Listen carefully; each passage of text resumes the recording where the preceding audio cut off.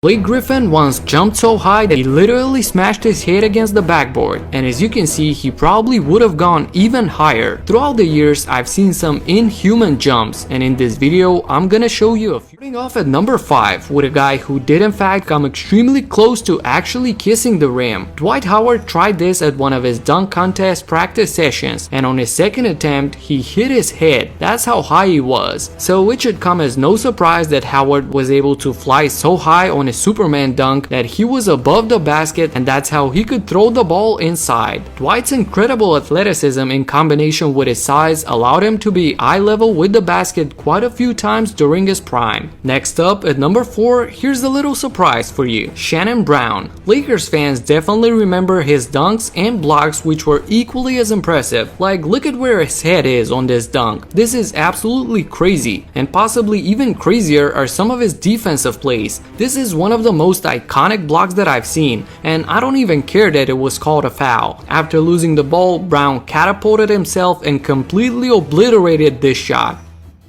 And last one from Shannon, take a look at this. Brown has to put his head down to not smash it against the iron, and look at how far up his arm is. This is almost his armpit at the rim, which is hilarious. Number 3 is Blake Griffin. Excuse the grainy footage, as this is the only proof of this monster jump by Blake. Head clearly above the rim, plus he was fouled. Incredible force and jumping ability by Griffin. And here's another dunk that not many of you know, where similar to Shannon Brown, his arm is so high up and also has to move his head a little bit to avoid hitting himself.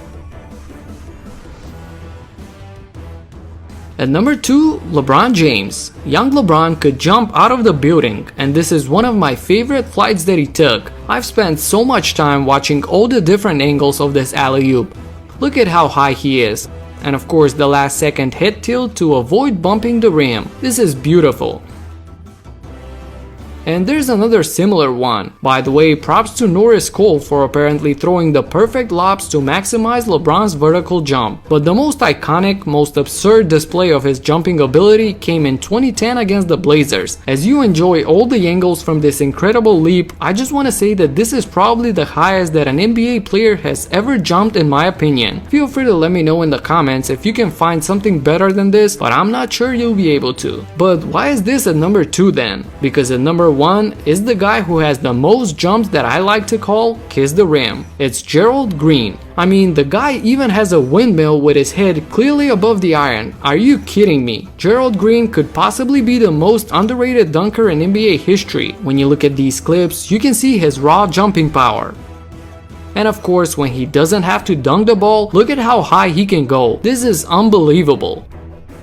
But honestly, all 5 of these guys had crazy hops, so you could pretty much place them however you wanted on this list. Hopefully you hadn't seen most of these and you were able to enjoy this video that much more.